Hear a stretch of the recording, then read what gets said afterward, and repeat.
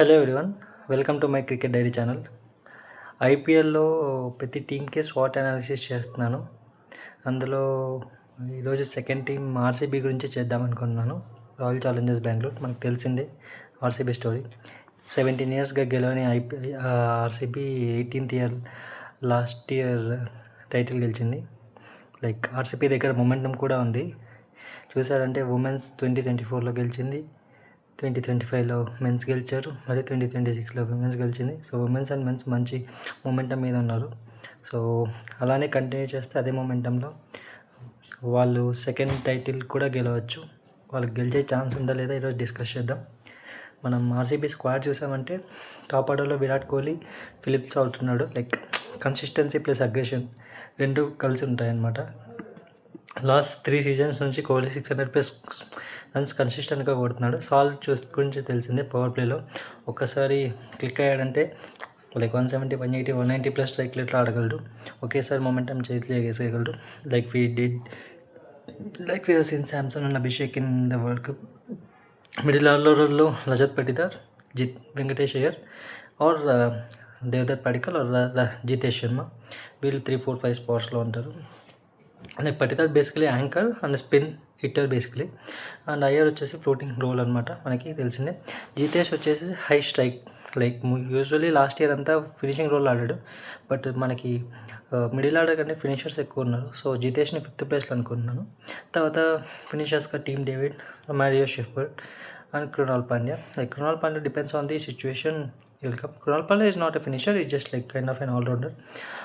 Finisher చూస్తుంటే Tim David, Mario Shepherd pure power hitters ఇద్దరు. Last 5 yearsలో వాళ్ళిద్దరు నిలబడ్డారంటే మాత్రం ఈజీగా 100 స్కోర్ చేయగలరు, అంత కెపాసిటీ ఉంది వాళ్ళకి. ఆల్రౌండర్స్లో మనకి Krunal Pandya, Jacob Bethell and Venkatesh Iyer, వీళ్ళు ముగ్గురు ఆల్రౌండర్. అలాగా టీమ్ ఫ్లెక్సిబిలిటీకి వీళ్ళు 3 బ్యాక్ బోన్ అనమాట. బ్యాటింగ్ కొలాప్స్ అయినా వీళ్ళు కవర్ చేయగలరు. బౌలింగ్ ఆప్షన్స్ కూడా అవైలబుల్ ఉంటాయి. బెత్తల్ ఆడలేడు, but in case Salt form world కప్లా ఉందంటే ఖచ్చితంగా బెత్తల్ని తీసుకొని వస్తారు. అప్పుడు మనకు బౌలింగ్ ఆప్షన్ కూడా వస్తుంది. పేస్ అటాక్ చూసారంటే Josh Hazlewood, Bhuvneshwar Kumar, Yash Dayal and Nuwan Tushara.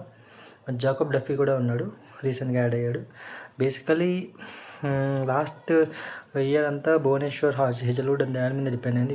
వీళ్ళ ముగ్గురులో హెజల్వుడ్ ఆల్రెడీ ఇంజూర్లో ఉన్నాడు. భువనేశ్వర్ ఎక్కువ క్రికెట్ ఆడట్లేదు. దయాల్ కూడా రీసెంట్గా అది ఏదో కేసు నుంచి బయటపడ్డాడు. సో వీళ్ళ ఫామ్ ఎలా ఉందో తెలియదు. In case 1 or 2 pacers flop అయ్యారంటే ఆల్మోస్ట్ చాలా బ్యాడ్ సీజన్ అయ్యే ఛాన్స్ ఉంది వీళ్ళకి. స్వాట్ అనాలిసిస్ గురించి ఆలోచిస్తే వీళ్ళ స్ట్రెంత్ చూసామంటే మనం top 6 all match winners. Last year చూసాం, ఎవ్రీ మ్యాచ్కి ఒక్కొక్క మ్యాచ్ విన్నర్ ఉన్నారు. విరాట్ కోహ్లీ, ఫిల్ సాల్, Devdutt Padikkal, Rajat Patidar, Jitesh Sharma, team David, Mario shepherd. Top 7 చూసుకుంటే పవర్ ప్లే వచ్చేసి డామినేషన్ గ్యారంటీ. వాళ్ళు లాస్ట్ టైం అలానే టెంప్లెట్తోనే ఆడారు.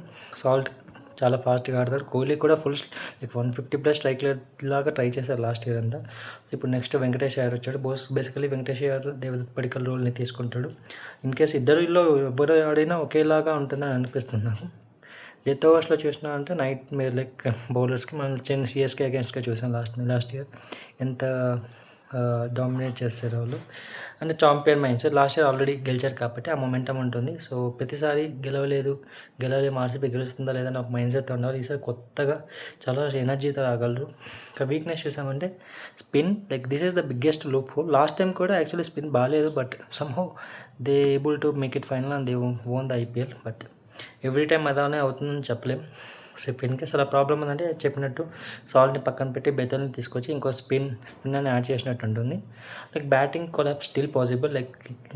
అందరూ హిట్టర్స్ ఉండడం వల్ల ప్రాబ్లం ఏంటంటే అందరూ మంచి స్ట్రైక్ రేట్లో కొడదామని ట్రై చేస్తారు. అందువల్ల ఎఫెక్ట్ అవ్వచ్చు టీమ్. సడన్గా కొలాప్స్ అయ్యే ఛాన్స్ ఉంది.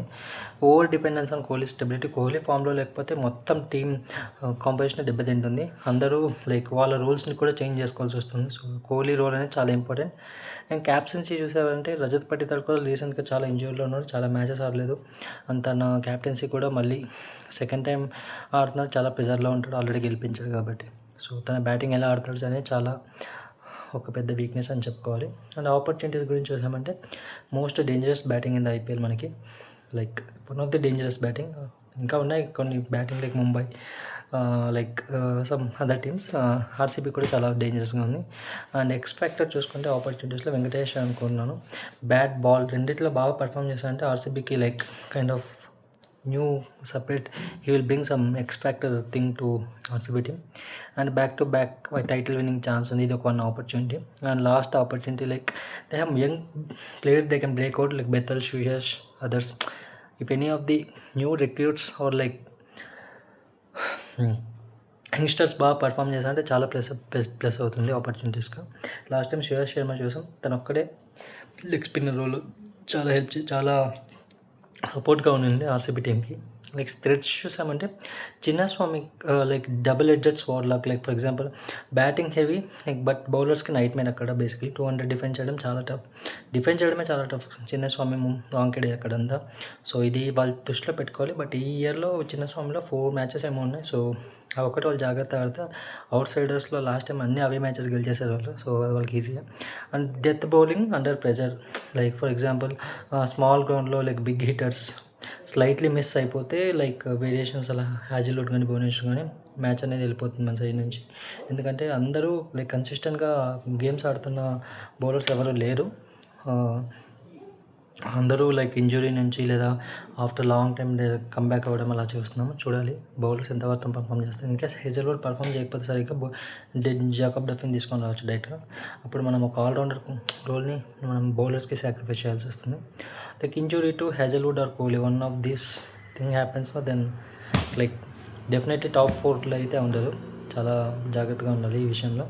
అండ్ స్పిన్ హెవీ టీమ్స్లో ఫర్ ఎగ్జాంపుల్గా CSK, KKR or like kind of Lucknow, అక్కడ వాళ్ళకి స్పిన్ అంతగా లేదు కాబట్టి మనం కంట్రోల్ చేయడం చాలా కష్టం. ఎందుకంటే అక్కడ అంతా స్పిన్ పిచ్చెస్ ఉంటాయి, మనకు అంత పెద్ద స్పిన్నర్స్ ఏం లేరు. సో ఇది మన థ్రెడ్స్ అనమాట. మనం స్ట్రెంత్, వీక్నెస్, ఆపర్చునిటీస్, థ్రెడ్స్ గురించి చూసాం. ఎక్స్పెక్టెడ్ పాయింట్స్ టేబుల్ ఫినిష్ వచ్చేసి మోస్ట్లీ నేను ఫస్ట్ నుండి థర్డ్ వరకు అనుకున్నాను. లైక్ ఒక లైన్లో చెప్పాలంటే like RCB is no longer like kind of emotional team no. It is no completely like it is no completely winning machine actually. ఎందుకంటే అంత స్ట్రాంగ్గా అనిపించేది మనకి లాస్ట్ టైం టీం. బట్ అది కన్సిస్టెంట్గా మెయింటైన్ చేస్తారు లేదని చూడాలి. ఒకటి బ్యాటింగ్ చూసామంటే నాకు తెలిసినంత వరకు ఉన్న 10 టీమ్స్లో టాప్ 2లో ఉంటుంది ఖచ్చితంగా. పేస్లో టాప్ 3లో ఉండొచ్చు. అండ్ స్పిన్ డిపార్ట్మెంట్లో చూసామంటే బాటమ్ 4లో చెప్పొచ్చు నేను, లేదా బాటమ్ పొజిషన్ కూడా ఇస్తాను. ఓవరాల్గా టైటిల్ కంటెండర్ టాప్ 4లో వస్తారు. చూడాలి. లైక్ అవతల టీంకి కూడా తెలుసు RCB plus and minus last year చూశారు కాబట్టి వాళ్ళు కూడా ప్లాన్స్ చేస్తారు. If RCB can hold the nerves, this RCB team can dominate the IPL and not winning the IPL. They will dominate the IPL. They just need to maintain that consistency. They need to perform together. Everyone need to be in form. ఇది RCB చేయాల్సింది. So మీరేమనుకున్నా RCB గెలుస్తుందా లేదనేది కమెంట్స్లో చెప్పండి. Thank you.